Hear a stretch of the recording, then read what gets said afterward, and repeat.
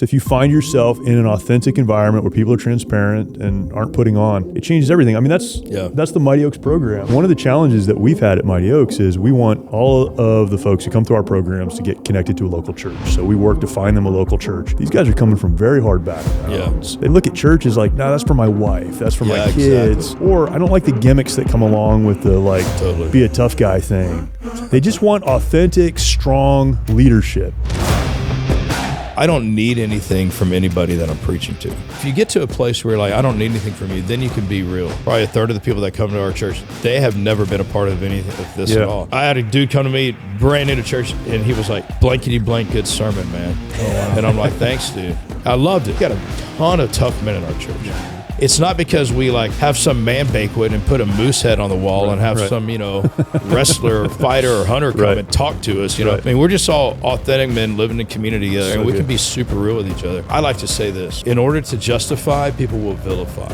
I put my blinders on, my head down, earplugs in, and I'm going after this. I cannot listen to what people are saying. I can't let it get to me, and that's just how I had to live. Hello and welcome to the March or Die show today. This is the show where we do our best. I like to say we do our best because that's all we can do. We do our best every single episode to give you the perspectives and principles you need to march when it would be easier to stay where you are and die. Very excited about the guests that we have today and the topic that we have today. Today, we're talking about my favorite thing, which is church and the local church and the importance of the church. Man, we could talk about so many different things, and we do on this show all of the time. But we talk about having the ability to march, to move forward when it would be easier to stay where we are and die. There's so many principles that we can give and so many perspectives that we can give as we do. But if we're not plugged into the right community, then we'll never have the resources that we need, the connections that we need, the accountability that we need to truly step forward, to take that next courageous step as we talk about. And it's interesting in the world that we live in, people are looking for the right community, and they talk about the right community and what is the right community. And there are a lot of great organizations and communities, but we really need to get back to the ground of the truth. We need to understand the community that God wants us to be plugged into. And we go back to the New Testament and we find that God told us his son, Jesus, gave his blood for the local church, for the church. And we're going to talk about that today. So important. And if you follow along the work of the Mighty Oaks Foundation, one of the critical components that we talk about through the work that we do with veterans, active duty service members, first responders, folks who are struggling with trauma and difficulties in their lives, one of the most essential elements is plugging those folks into a local church, a body where they can be discipled, they can be encouraged, they can be strengthened, they can be built up, they can be held accountable, all of the things that we need in our lives. And we're going to talk about that today. Before we jump into that, however, if you haven't subscribed, I forgot what the word was, subscribe. If you haven't hit that button that lets you know that we have other content, go ahead and do that. If you're following along on YouTube, please subscribe and leave us a comment, share this content out, and that would be fantastic. Here with none other than Sean Kennard, the one and only Sean Kennard. He keeps introducing me as the one and only, which I don't know what that means. But it's good to have Sean here today. Yes, sir. And our special guest, man, I'm super honored to have Jason Shepperd with us. Thanks for having me. Thanks for inviting me. Man, it is such an honor. Jason is, I just watched an episode where you had a conversation about should he be called the lead pastor, the senior pastor, the main pastor, the leader. Oh, I know what episode you watched, of the church project here in the Woodlands. But senior pastor, founding pastor is probably the right way to say that. Work. But interesting, I would say, model of church. And you described yourself in one of the episodes that I watched, man, and your podcast has been such a blessing to me just from a leadership standpoint and kind of having a bigger vision of church and the work of church locally. But you described yourself as a pastor of pastors of pastors. Yeah. Very focused on home churches, very focused on then, kind of the church universal and how we can work really around the world to do the work that God's called us to. So, man, super honored you be with us. Thank you for your time. And I'm honored to be asked. I love the work that y'all are doing, the conversations you have, the ministry that you have with people. I've been aware of it a long time and been around it and in it. And so thanks for having it. And if Sean asked me to do something, I'm probably going to say yes. So thanks for having me. Thanks for inviting me. Vice versa. It's the same. Sean looks a lot tougher than he actually is. Once you get to know him, you realize kind of soft, it's a beard, but it doesn't mean as much as you think it does. There you go. But I have seen him fight too. Yeah, he has seen me fight. That's true. A lot of places we could start. I would love to start with your faith journey, how you came into a relationship with Christ, what that looked like for you, and then transitioning that into ministry work. I grew up in a pastor's home. I pastored for about 12 years, and that process is not the same for all of us. Yeah. And really interested in kind of God's working in your life to get you to the point where you're doing what you're doing now. Yeah, cool. Well, I never thought I'd be doing what I'm doing now. Yeah. That was not my life plan, or goal, desire, it wasn't a part of any family history like that. In fact, a big part of my family history didn't involve people even involved in the church. And so I grew up in Tyler, East Texas, medium-sized town at that time. It's gotten a little bit larger, but my parents didn't go to church. Grandparents didn't go to church. We were probably just cultural Christians, meaning they didn't kill people or sell crack on the corner, And so... And grew up in Texas. Yeah, I grew up in East Texas, so at least you want to be connected somehow to Christianity just for your businesses or just for life or morality, but following Jesus wasn't something anybody thought about or talked about in my family that I'm aware of for a long time. But my uncle went to college at Baylor and came back to Tyler to work at these are the stories that are told to me, to work at this little bitty Baptist church on the weekends. And my grandparents said, well, we gotta support our son. So they took everybody else in the family to church. And that's how I got connected to this little bitty Baptist church. No kidding. Well, he didn't work at that church very long because he's in college doing that. And so, but my family stuck a little bit, and then my family left. Like, my family exploded, mom and dad divorced, both remarried, both moved away. I moved in with the grandparents. And so from like junior high, I'm living with my grandparents, but I kept going to church. It was community for me. But also, I started following Christ early on. I mean, the Spirit of God, when I was young, I started hearing the gospel preached and grabbed my heart, thank God. And so I just stuck. I never really stepped away from following Jesus. But in high school, I did some pre-med things. Like, I got accepted to some cool programs in Tyler and got to mentor with like a neurosurgeon. So that's pretty cool. Yeah. And I felt like God might be calling me to medical missions, or at least make a lot of money and do some medical ministry. And my grandparents owned some businesses in the medical industry. So I that was the direction I was going. But in college, the day after I graduated high school, I started interning at a local church. I was very involved in my student ministry. I was the first intern that church had. And so I started working in the summers at my local church. Wow. And then I kept doing that. And then I became a youth pastor at a little bitty church in East Texas. And then just as jobs, and I love the church, but not as like my future calling. Yeah. But God used all of that to keep refining my calling and revealing to me that this is what it was supposed to be. And then I had people at times tell me, I think you might be called to do this. And I'm like, I don't know. Because the only thing in my mind I'd ever had was, choir robes and like old people in suits. Right. And I'm like, I respect those people. I just don't see myself in that. So I remember I prayed this prayer in a parking lot in my truck in college. I said, God, if this is what you want me to do, let me be a part of what you originally intended for your church to be. Like, that was my prayer. Those are my words. I'm 51 now. They stick with me 30 years later. Right. And so like that began a pursuit for me of what Christ originally intended for his church to be. The churches I kept working at after college, went to seminary while I'm working in churches, and did 2 stints at long seminaries, kept working in churches, but I just couldn't find anything even in seminary about what was the church originally intended to be. So I began some study on my own, and really that's where Church Project came about. I mean, people say, where did you come up with this model? And I'm like, well, I did not, but I just uncovered it. I mean, it's like when you go to Israel or other places and they've just dug down deep because all this silt and, stuff has covered it up. I mean, the church just really got covered up with a lot of unnecessary stuff over, a couple thousand years. So it was just an archaeological dig to find what did the early church look like. But I can't unsee it in Scripture. I can't unsee it in church history. So I don't know if that's a long answer to your short question, but that's great. What were some of those influences?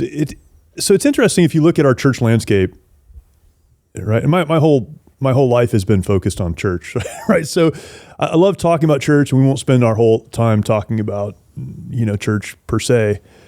But what were some of those influences? You didn't see it in seminary. if you look across the landscape of the modern church, there are 1,000 different ways that people do church. Yeah. And so people have come to different conclusions. Was it just spending time in the New Testament, asking God, what is it? Help me to see it. Help me to understand it in our current kind of modern context. Or was it something else or other people? Well, it was a combination of several things. One, I'd read my Bible, and my heart would burn for what I saw happening in the local church. And then I'd go work at a church, and I'm like, this is not the same thing. This is not what. I mean, I used to say 80% of what I did, you didn't even need to be while working in a church, you didn't even need to be a Christian to do it. Like, that doesn't make sense. And I was dying working at churches, so I'm like, I want to give my life to the local church. Is what God called me to do. So I set aside pursuing, family businesses, set aside pursuing a medical career. Who knows if I would have made it through med school or not? I don't know. I'm not saying I would have, but that's where I was going. And then, God, I'm giving my life to this, and it was just so sterile. I just didn't see a move of God at all. And so, I'd read the Word, and my heart would burn for that. So then I started looking to see if it was possible that it happened anywhere else. I started looking even at second century literature, like what happened after Paul planted the church in Galatia or Ephesus or Colossae. Did the church keep going? And it did. And it kept, the gospel spread around the world for 3 centuries super rapidly. And so it was a study of Scripture. It was a study of history and church history. And then at the end of the 3rd century, beginning of the 4th century, everything shifted. So I looked at that. Yeah. And that's where everything came back to a super centralization. And we can talk about that if you want, like what changed. I won't get into that if you don't want to. But like when I started to see these things, I said, I'm out. I can't do that anymore. But I have to love the church. I can't just, I think the church is off, but it's still central. And, I have a thing, I call it ecclesiological relativity, which is, there's no other doctrine in Scripture that would be like, hey, whatever you want to believe about that is fine. Sure. You want to believe that we're sinners or not, that's fine. You want to Sure. believe that Jesus is God in the flesh or not, that's fine. But when it comes to the doctrine of the church, we're like, whatever you want to do is fine. Everything's fine. As long as you throw a named church on it, then it's got to be good, right? And so I like to say there's a verse in the Bible that I use to define a lot of this. It says, having a form of godliness but denying its power. I think the church around the world, and the church especially in America for a while, has had a form of godliness but denied its power. Yeah. And so I'm like, everybody else is doing something else. I'll go after something new. Yeah. I would like to hear, like you mentioned, you maybe don't. We can get into it. We were going to get into it either way, either now or later. But what did you see, or what are some things you mentioned? It became very centralized. What were some of those distinctives? Some of those distinctive things that were like, I have a problem with this. Yeah, that is the question, and so I boiled it down for me. Like, since I was a science major, I do look at things like biologically, scientifically, and I did look at the church also. Now I'm looking at it theologically, and the church is called the body. Paul used that a lot, so did Jesus. And so when I looked at the body, I'm like, okay, there were 3 what I call eDNA elements, ecclesiological DNA, 3 eDNA elements that were in the church that, we all have the same DNA, but we have different personalities and different looks. So churches can have different personalities and different looks, but they should have the same DNA. And so the DNA here's what shifted in the 4th century. 4th century is Constantinople. It's just light church history here for a second, but they shifted back. The government was like, we could use a church. Church was like, we could use a government. And then they started building these big buildings. Well, they were meeting in buildings before. Everybody, we meet in buildings for the same reasons we wear clothes. The fall, mosquitoes. You need a place to meet. And hurricanes. Yeah, buildings aren't bad. But the building became sacred again. And then the pastors became sacred again. Everything centralized around sacred place and sacred priest again. And that's Old Covenant stuff. That's Old Testament stuff. Because Jesus was like, wherever 2 or 3 gathered. He wasn't saying a church is 2 or 3 people, though it can be, I guess. Yeah. But he was saying wherever you gather, I'll be with you. Right. That blew their minds because, they were used to temple, tabernacle, synagogue, right? They needed a sacred place to go. Yep. Even if they're in the desert, they set up a sacred tent. Yep. And so Jesus is like, wherever you gather is fine. But in the 4th century, they were like, no, we got a sacred place again. And then Jesus said, you're the royal priesthood of the believers. I mean, you're a house church pastor, for God's sakes. Yeah. You know? And so you're a royal priesthood of believers. But we took all the priesthood of the believer away and we put it back on a central sacred people again. That's old covenant stuff. The sacred priest and the sacred place, that's old covenant. And we wonder why the gospel slowed down and spread around the world. I mean, even now, you take me to Houston. I meet with church planners around the world all the time, especially locally first. And people think, I can't be a church until we get a completely devoted, dedicated place where, I'm like, you can be a church wherever, man. Yeah. And anybody can be a pastor. Yeah. I mean, we have qualifications and we have roles and responsibilities. We're not lessening that, but there's no sacredness special. We've elevated and separated the clergy. And that's a real problem. That's why when the clergy fall, we all crumble in our faith, because we've elevated and separated the clergy. And that shouldn't be happening. One of the things I appreciate about Church Project and your leadership in that is, I think often when we talk about church polity and ecclesiology and these issues around the church, it's almost a throw the baby out with the bathwater conversation. Yeah, you're it's right. My style is the right style, or because I was raised in a church that had a big Sunday morning service, we're not going to do that, or whatever. So it's throwing out these things we don't like or grew up, hating or whatever. And what you've done is you've taken this understanding, and as I read, the book of Acts, this is a lot of house churches, local congregations, local pastors meeting the needs of the people in their unique communities. But there was church oversight over those church houses or house churches. So it's not just, hey, go out and do your thing. There's no accountability. That's not how the church was established. No, it wasn't. You look at even the church council, and I think it's Acts 15, where conversations about how should we function and how should we be set up, and all the structure of that. I've heard that upwards of 100,000 Christians lived in Jerusalem at the time of all this happening. Likely. Well, they were organized into house churches, but there was, I don't like the word hierarchy, but there was leadership, oversight that helped them to do what they're doing. And you have, I think, uniquely encapsulated that, which to me is fascinating. One, because it's so simple and it makes so much sense. Yeah. But also it's so unique. There aren't a lot of people doing it. Yeah. Well, Paul would go into a town. He stayed at Ephesus 3.5 years. Colossae, I think it was, about 2 years. Everywhere else, he was there for a short amount of time. Right. Other than being in the desert for at least 3.5 years, maybe more, after he got saved. I mean, he got saved, and then God put him in a desert to train him. Right. I mean, this guy came out of the desert like on bold. Yeah. And so when Paul would go to a town, sometimes as we read through Acts, he would be there for a night. Right. But when he'd stay up all night. He's like, I got one night to give you. I'm going to give you everything I got. And then the dude, I mean, what a man. Yeah. Get up and walk all day wherever he was going next with people trying to kill him and imprison him. So this dude was tough, which at some point, if you ever want to, we can talk about, should a pastor be tough or mild or both? Definitely.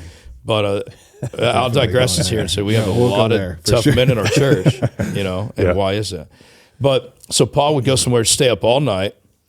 And then through meeting with people all night, it's for however he discerned it, by the leading of the Spirit or just our logic of looking at people, he'd be like, you and y'all are going to be the two elders of this church. He would plant the gospel, and then he would plant the church, because for the gospel to take root in a city, it needs a church. Mm-hmm. That's how the gospel spreads. It's not just isolated, independent, autonomous believers. It's connected here. I mean, we cannot follow Jesus. We cannot obey his commands without being in a local body. Yeah. All the things he's told us to do, they have to function in a local church. The church is universal, yes, and it's global, yes, and it's eternal, but it is also local. And we can't say we love Jesus' church if we don't love all of it, which is part of it is being local. So Paul would say, you two are the elders. And they would be the elders or overseers of this house church. And then the house church would multiply, because they were following Jesus, evangelizing, loving each other. The way people love each other in a diverse discipleship community, which is a house church, it's diverse, older, younger, rich, poor, black, brown, Asian, white, married, unmarried, all living together. The house church that meets in the city, who's going there? All different kinds of people. Yeah. That house church would multiply, but the elders would watch over it. Then you'd see movements of house churches in a city, but the same common overseers. Yeah, good. Yeah, and so, one of the distinctions of a church rather than a group is that you have pastoral oversight. And so we have overseers, and then we have house church pastors who are essentially, Paul told Titus chapter 1, the reason I left you in Crete was to straighten out what's unfinished, meaning there's things in our church that need to be straightened out for all of us, and then appoint elders in every town as I directed you. So Paul telling Titus to appoint elders in every town. And so that's where we get house church pastors from, you know. And that's an important distinction. And it's important because coming up the way that I came up, when you hear about a house church, this is just me, my experience. A house church was someone who became disgruntled with the church they were attending, pulled some of those people away, and now they're meeting Sunday morning. Yeah, absolutely. That's not a church. I thought house church were people who like churned their own butter and made their own dresses, you know? So we have all these ideas of what that means, right? Only homeschoolers. Yeah, I mean, for me, house church would have been like, those are weirdo Christians, you know? Yeah, and they're angry about something. And aren't we all? Yeah, you're right. But so the oversight, man, is so important. And I think that's what creates an environment where multiplication can take place. Well, that's awesome. Why I actually do not believe in house church. I believe in a church of house churches. That's good. Because the mission to reach a city, the mission is to reach a city with the gospel. Yep. When people get in an isolated house church, they're probably not being missional, which is a core component of a church. Right. We're evangelistically missional here. And so you can't be evangelistically missional if you're an isolated house church. But as a church of house churches, like together, like Church Project now, I mean, we can do damage in our city. But as being one house church, or a lot of disconnected house churches, we couldn't do that. But now connected together, we're agile, we're simple. Yep. I mean, we have 1/4 the size staff that another church across our town has. That's the same size as us, right? Because I mean, we've distributed leadership. The DNA elements are, we've decentralized in primary, place, and priest.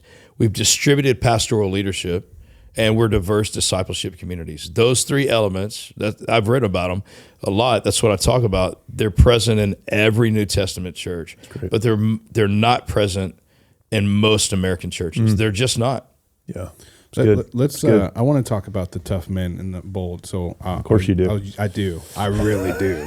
So I'll use That's this. why I thought I came. That's right. That's right. Here we go. So I'll use this to try to transition to it. Though, how old were you, Jason, when you started Church Project?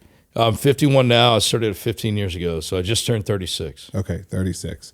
I have to assume that you had guys that were like, "What are you doing?" Like, did you have naysayers, guys that were like, "This is a mistake"? Like, I've had naysayers all my life in ministry. Yeah, and till now, yeah, of course, yeah. So let's talk about being bold in your convictions. Let's talk about being tough, being strong, being resilient, which is a lot of what we talk about in the communities that we serve. Right?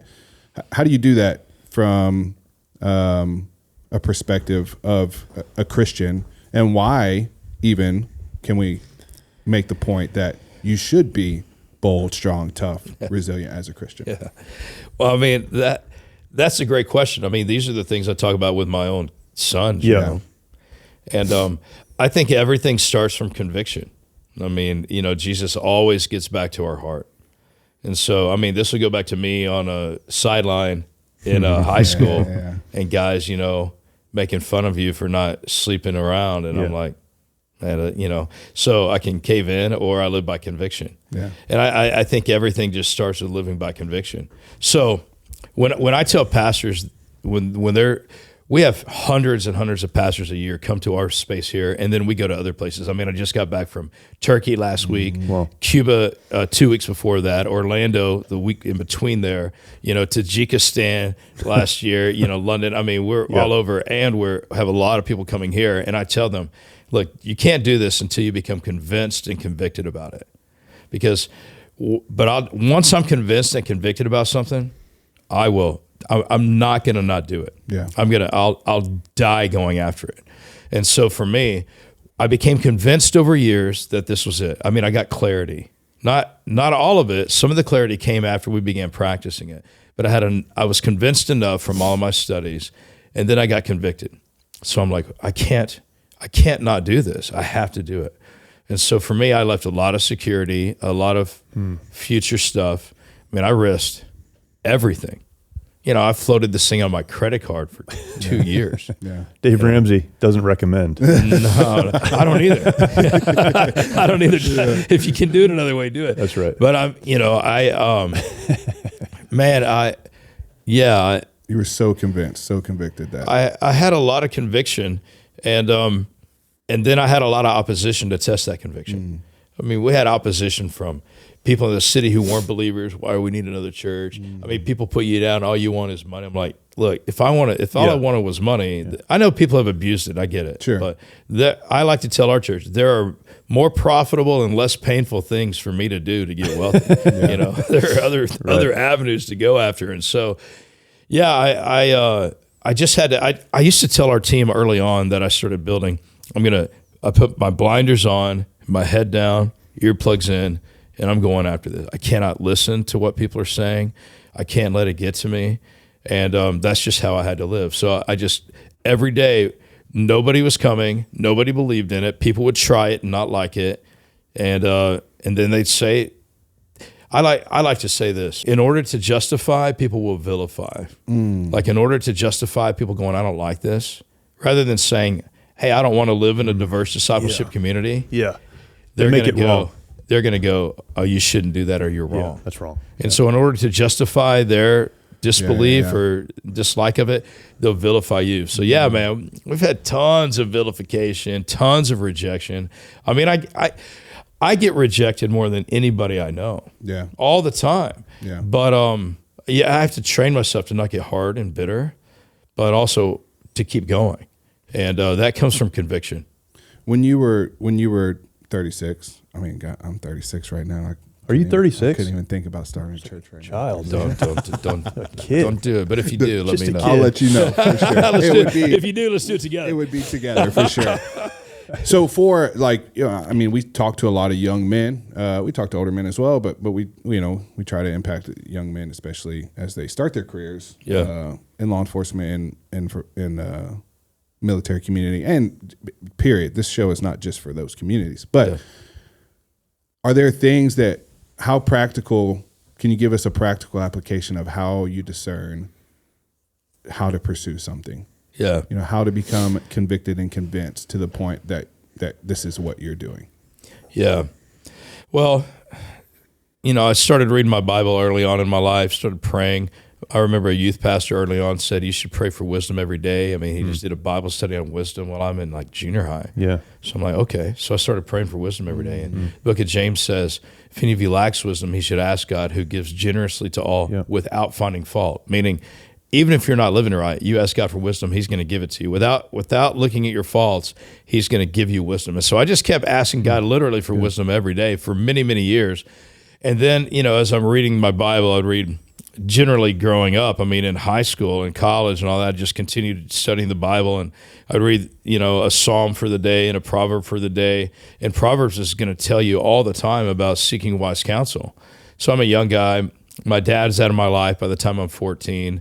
I'm moving to different churches, and I have no leadership in my life. I generally didn't like or respect the pastor who was working for me because they weren't courageous. They weren't living by convictions. They were just sort of keeping a thing going. They would never test. I would be wrestling with questions, and I would ask them things, and they would be like, "You're just be quiet and do your job."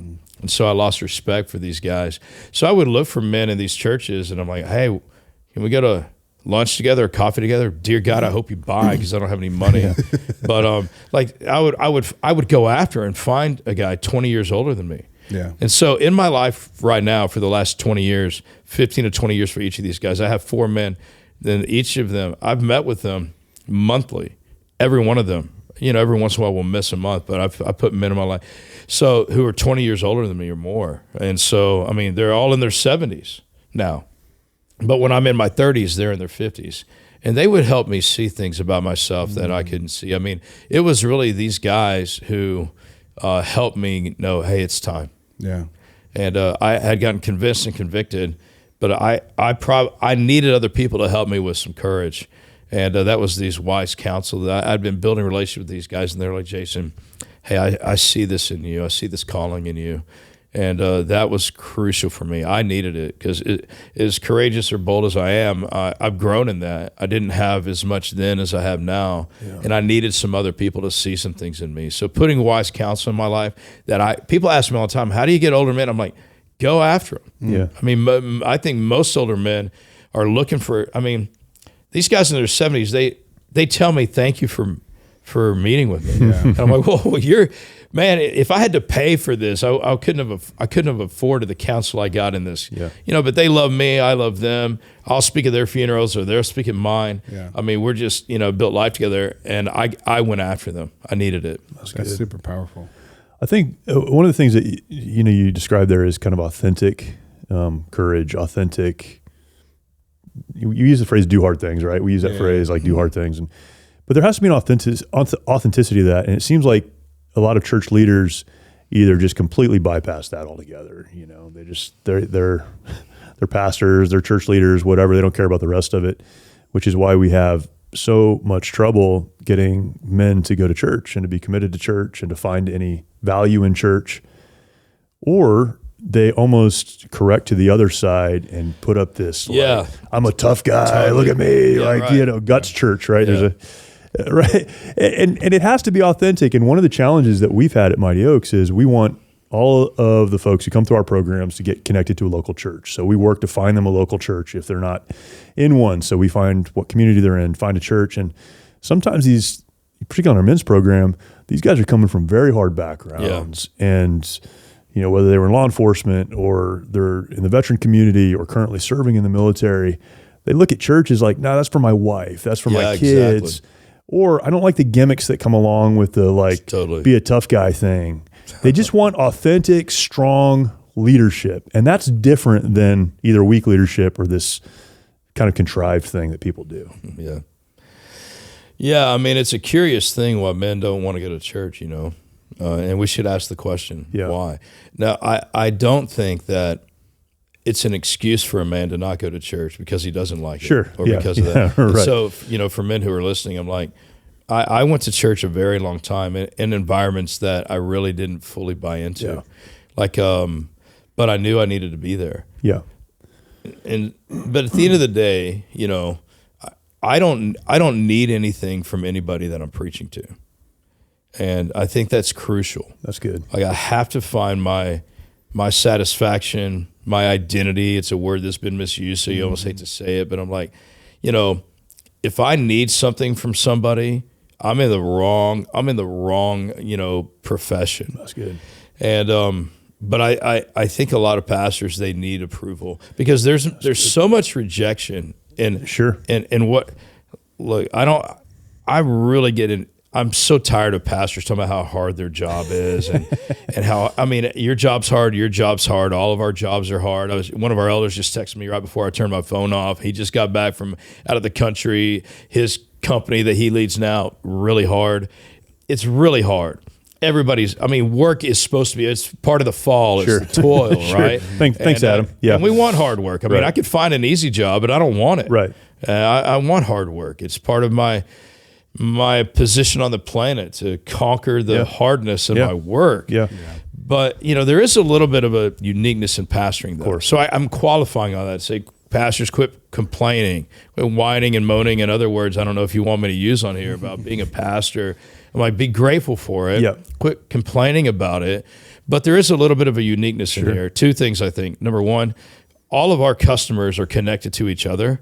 If you're looking at it, none of my friends who lead companies, their customers aren't interconnected. Sure. In a church, that's a level of complexity. I had a guy one time, a CEO in our church. He was like, "Hey, why don't you just fire this guy because he's not doing great?" I'm like, "Well, in your company, you think about if you fire this guy, how does he affect the rest of the staff, your team, or how does he affect your customers?" But what I also have to consider is how the customers are all affected by each other, and you don't. In your big company, Fortune 500 company, you had, you don't have to think about how your customers are affecting each other. Exactly. So that's a complexity in church that other places don't have. And second, we have more criticism than most people have. Sometimes your employees are going to criticize you behind the scenes of the water cooler, but all your customers all the time doing that to your face. Thousands of people. And so we get rejected. I mean, weekly I'm getting rejected. Yeah. Our church is growing, but somebody's always leaving, and they have a reason and a problem. And so, yeah, I think we have to get to a point in our life as pastors and men and leaders to where I don't need your approval. That's good. I have it already. I mean, I had time with the one who I care the most about this morning, my Lord. I had time with him this morning, and I know how he feels about me, and he knows me better than anybody. And so that now gives me freedom to go, I don't need your approval. Now, I think a false sense of that is going on the other end and people going reckless and crazy or, when I see people doing that, I'm like, you're still needing people's approval. I don't need your approval. It's an insecurity that's coming up. You're trying to combat it. Sure. So I think, I started this when I was 36. I thought in my mind before, maybe I'll start a church one day, or maybe I'll be a lead pastor of the church where I'm working. That was the succession plan, actually. But I wasn't ready, and it wasn't because I didn't know enough. I didn't know the word enough, or I wasn't, a good enough speaker yet. Yeah. I didn't have things settled in my soul enough yet to go, you may leave here or criticize me. It's okay. Yeah. I hope you don't. But I'm going to be okay if I don't need you for my own identity. Man, that's good. It's so good. So, that's the key, I think, to being able to maintain your convictions and continue to stand up in front of people. And your authenticity. Yeah. And longevity, right? I mean, yes. A lot of pastors don't make it, and I think it's because of that. They just get so tired of it's exhausting. Criticism. It's exhausting. God had to conquer it in me.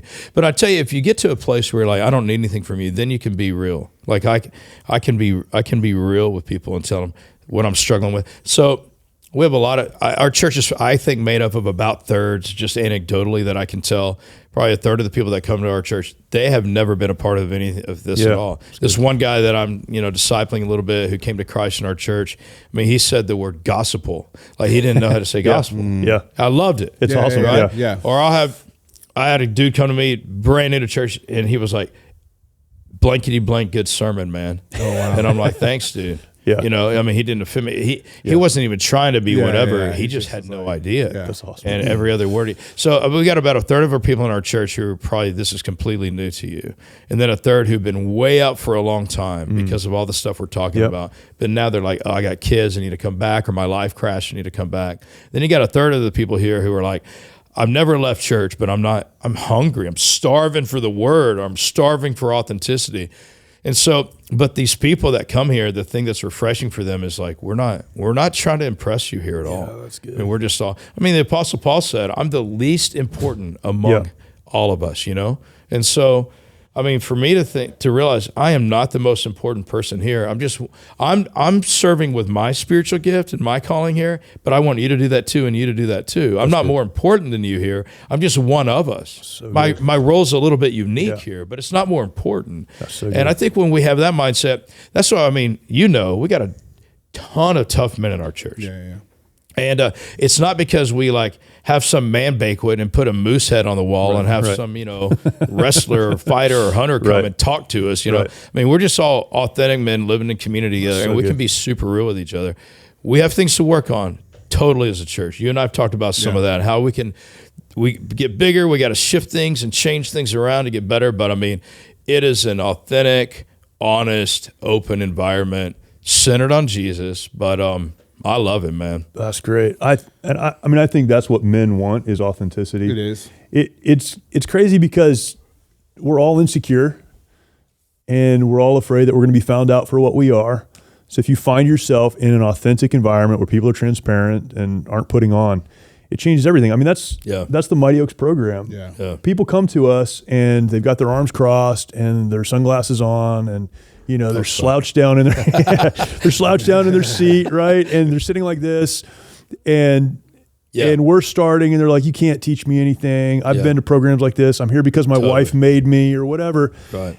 And then the first thing that happens is someone gets up and tells their story, and they start talking about their own struggles, and it's not about combat. It's not about this. It's not about that. It's about, I was a train wreck, and then God got a hold of me, and I just want to help you guys move forward.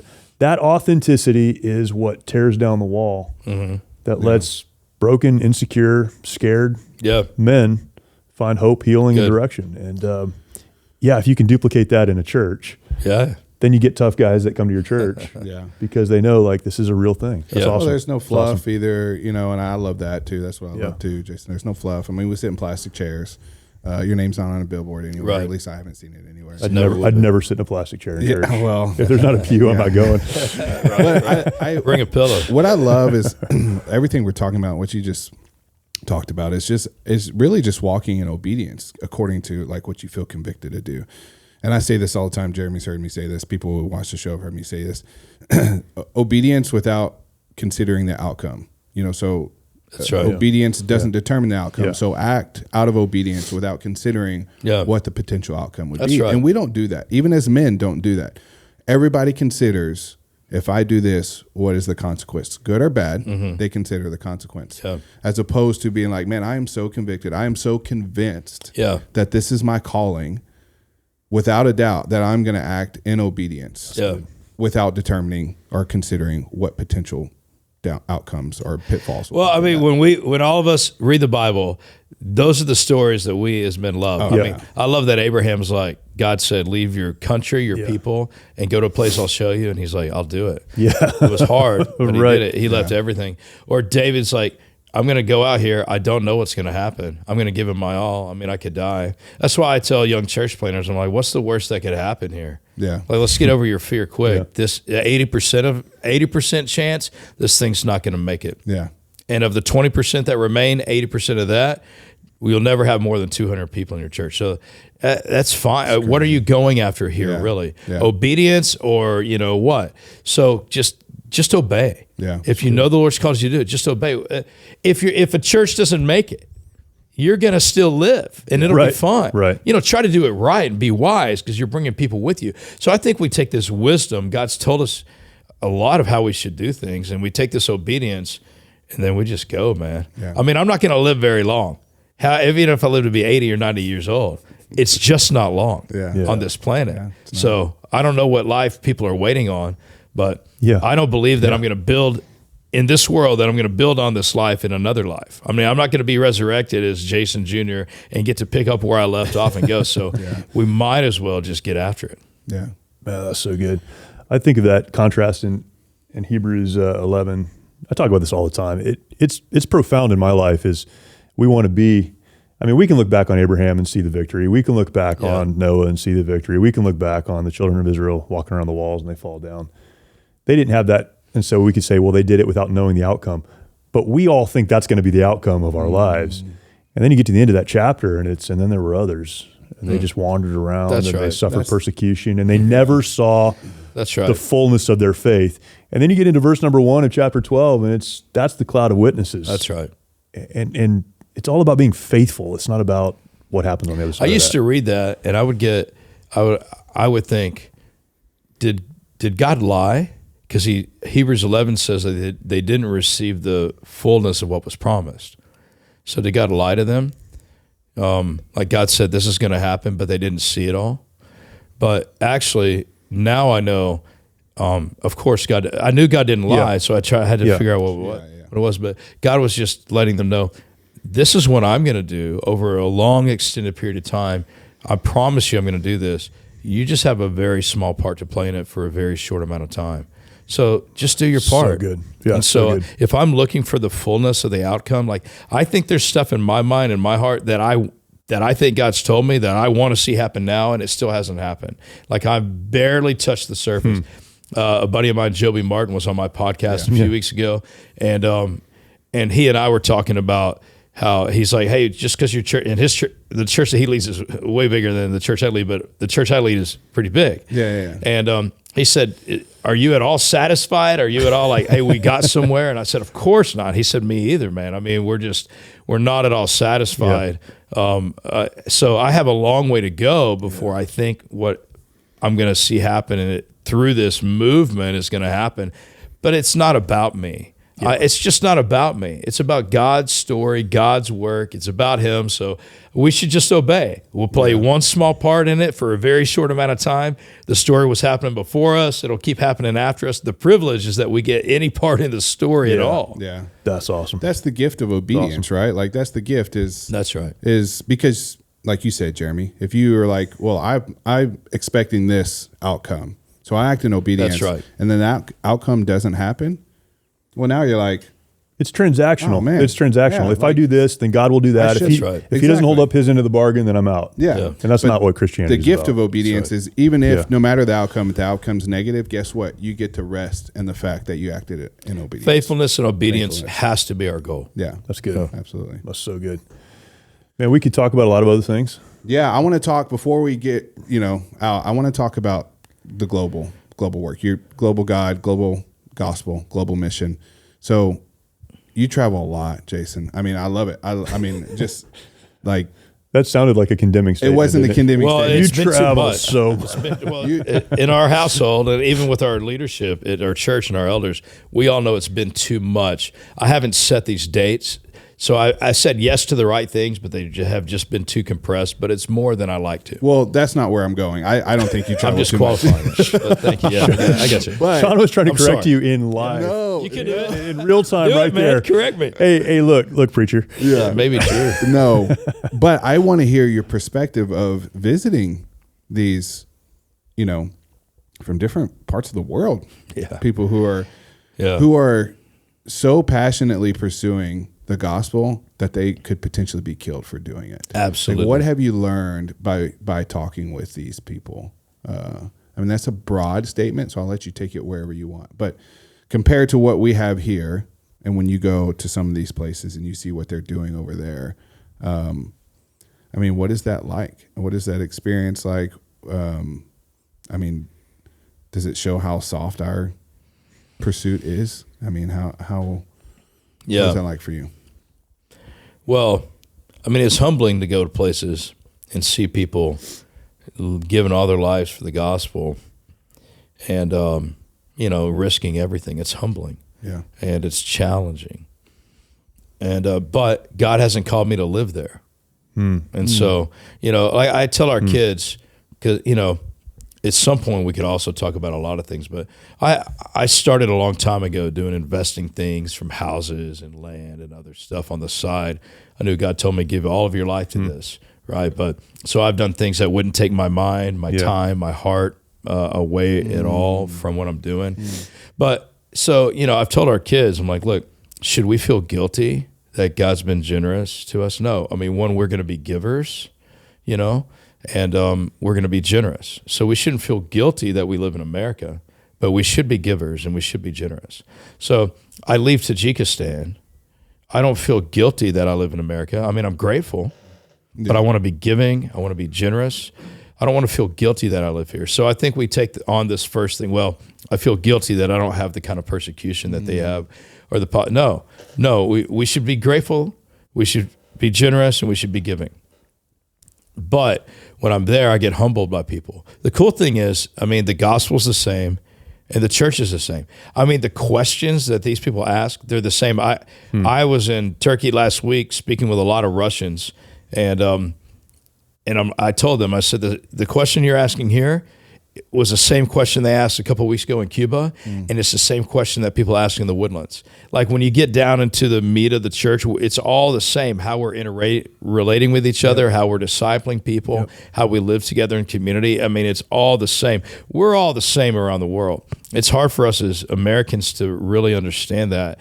I mean, but we have a beautiful covering here in this place where we live. And when people hate America, I'm like, go with me on one trip. Go with me to Haiti one time, Tajikistan one time. Just go. There's great things in every country I've been to, but there's no place like this here. So, stop complaining about this place. Try to make it better. So we got a lot of problems. We need to work on it. Yeah. But this is a great place to live, and we live here so that we can help people there. Sometimes I remember calling my wife years ago from Haiti, and I told her, I said, we do what we do there so that we can help people here. And so, I mean, I'm really humbled by the faithfulness. But the cool thing is there's a purity there. And that's why they're attaching to us, because they see a purity of the church in what we're doing. So it's really encouraging to me that, there's no BS in a church around the world. Yeah. I mean, they don't have time for it. Yeah. I mean, they don't have the resources for it, the time for it. I mean, they're just trying to get to the purity of it. And so, but a lot of the Western church has gone all around the world and tried to take this, what we've been doing for a while, lay it over in places, and it doesn't work. And so now even the church around the world is going, hey, that's not workable anymore. Yeah. And so now they're like, we need some help getting back to the purity of it. So I love the purity of the church around the world. But these people, they're risking. When I first went to Turkey many years ago, we were with 35 believers in a little castle. Like it was a very private meeting at this top room of this castle by candlelight. And they all told their stories of how they came to faith in Christ. It was incredible. And a few of the people that were in that room, they were murdered a couple of weeks later. Wow. Somebody broke into their house church, which is a super private, silent one. Somebody had told on them, a neighbor, and people went in there with swords and they killed them. Wow. People that I had been in the room with. And so, but we don't know how to identify with that. I mean, we will honor that as American Christians, or Western Christians. But at the end of the day, these people are just being faithful. Most American Christians are not faithful. I mean, they love the world more than they love the gospel. So we need to get people back to loving the gospel. That doesn't mean we need to get rid of our security or our prosperity. That's not it. Yeah. We just need to get back to the gospel's primary. Jesus' salvation, grace alone, faith alone. Every sinner needs the Savior. Yep. And I'm going to live for that in my community. And God may give you a lot of money, or he may not, or he may give you a great job, or may not. But you live around people who need the gospel. So that's why we created goodgodgospel.com, right? To help people know how to share the gospel wherever you are. We've translated that to like 15 or 16 languages because that's what's paramount for all these people around the world. So we're a small part of God's big work, good, That's good. It's a big work. We'll kind of close, but kind of a final question. People listening who are, so we've talked a lot about the church and the need to be in the church. In fact, we get four things you have to do when you leave our program, or we ask you to do. Be in the Word, be in prayer, be in community, that's in the local church, and then be in fellowship with your corner man. There's a mentor in your life, right? So if we have 4 things that we want you to do to be successful when you leave this place, one of those key components is be in the church. And so it's super important, obviously. But people who are struggling in life and they're trying to figure things out, and how do I move forward? I'm dealing with a relationship issue, family, work, whatever issue. I'm going through something. And I'm at that place where I don't want to keep going anymore. If that person sits in front of you in your office, as a pastor that loves people, what advice do you give them to get them moving? Every situation is different. I get all of that. There's a lot of questions that would have to be asked. But generally speaking, someone's listening to this conversation and they're saying, look, I get all that. I want to be a part of a church. I'll find a church. I get it all, but I'm not sure I can get up tomorrow and do the next thing. What do you tell that person? Yeah. Well, first, show some compassion. Yeah. Because life's hard. I mean, Jesus actually promised us. Some people are like, I don't really, I don't believe in God because life's hard and bad things happen. I'm like, if God promised us that this world would not be hard, this world would not be hard. Right. He promised us the next world would not be. Jesus actually said, in this world you will have trouble. Right. And so, but then the second part of the verse is, take heart, I've overcome the world. That's good. And if the greatest power against us is the power of death, because none of us can avoid it, no matter what. I just finished a psalm. We walk through the Psalms every morning, start with 7. And the psalm I just finished recording for this week talked about how nobody can buy more time in this life, no matter how wealthy you are. And it's coming at us. And Jesus came and died, and then he raised back to life. The resurrection, the power from Jesus was more powerful than the greatest power against us. Yep. So depression, powerful. But the resurrection, more powerful. That's good. Addiction, powerful. Resurrection, more powerful. Guilt, bad choices, hurt other people, it's powerful. The resurrection is more powerful. That's good. And so Jesus promised that this power of the resurrection, that he would apply to us. And so for me, whatever somebody be going through, I tell them, the power that you need to overcome this in your life, whether it's the guilt that you can barely live with this shame, or this addiction, or this depression, or whatever it is, there is a power greater than that. And that's what I want you to believe. That's good. Because Jesus promised us that, and his resurrection proved that. So this is powerful. I acknowledge it, but Jesus is more powerful. So let's start walking towards that power. That's good. That's great. That's really good. Man, Jason, thank you so much for your time. I know you're very busy. You've got a lot going on. Thanks for spending some time with us. Thanks for your wisdom. Appreciate it. Yeah. Where would you like people to, I'm sure you don't want people to follow you. I don't like that phrase, right? Where do you want people to follow you? Right, yeah. Where do you want people who are listening to go to find some of the content, some of the resources that you guys are invested in? Well, first, thanks for having me, guys. Yeah, I appreciate the invite. I mean, it's a trust. You got people video and stuff, and you got to put this out. And so thanks for trusting me, and thanks for having me on. And we all have the same amount of hours in a day, so my time's not more valuable than yours. So thanks for all you're doing. I love the work that Mighty Oaks is doing.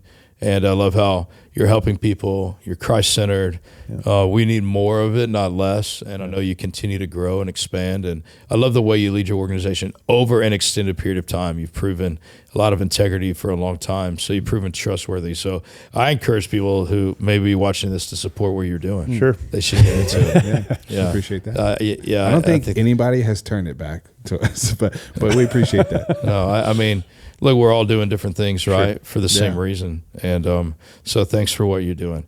Yeah, I think it depends on what you're really looking for. Like if you're looking for discussions about how the church is constructed, well, I've written a book about that called A Church of House Churches. Yeah. You Google my name in Amazon. Jason Shepperd is P-P-E-R-D. It wasn't spelled like the Bible. I wish it would have been. But that book will come up. It's just a janky little book, but it seems to be helping some people. So that's good. I have a website, jasonshepperd.com. Yeah. And it's just a central place. I sort of hate to do that because it feels, a little whatever. But it is good. That's a great resource. It's necessary. Because I think it connects out to everything else you guys are doing. Yeah, and so on there we have Good God Gospel, .com, which is a way to share the gospel. It's helping people know how do I talk to people about Jesus. Yeah, it's good. And so we have resources there for that. We have Start with 7, which is a morning daily devotional. It's a 7-minute devotional. Like a lot of people, hundreds of thousands of people for some reason are listening to this little bitty thing that we do. Good. And so, I think that would be the place to go. It's good. And then Rethink and Return, your podcast. Yeah, thanks. Rethink and Return podcast. I just started it a couple of months ago. We have 2 conversations a week. One is just in a deep dive in a passage of scripture, and then another was just sort of leadership stuff. Yeah. Thank you. Thank you. Appreciate it. That's good. Yeah, appreciate you guys. That's good. Well, I don't know if there's much more to say, so I'll just finish. Yeah, just close this out. But all right, if you're listening, thanks for doing that. If you're watching, go ahead and subscribe, and then share the content out. We'd really appreciate that. A lot of good content coming up on our YouTube channel right now too. We just started our Hard Questions series. We have I think 2 up. When this comes out, we'll have 2 up. And man, I hope that's a blessing to you. If it is, share that out with somebody. That's there for you. It's supposed to be a resource. But all that's on the YouTube channel. So if you're listening, jump over to the YouTube channel, check that out. And that would be helpful. Also, Mighty Oaks this year has been putting out a daily devotional as well. And you can find that on, if you Google Mighty Oaks Daily Devotional, you'll find it. It's probably the easiest way to do it. It's also on our website, so you can find that. So a lot of good content out there. If there's anything we can do for you, let us know. Reach out. Appreciate you. We'll talk to you next time.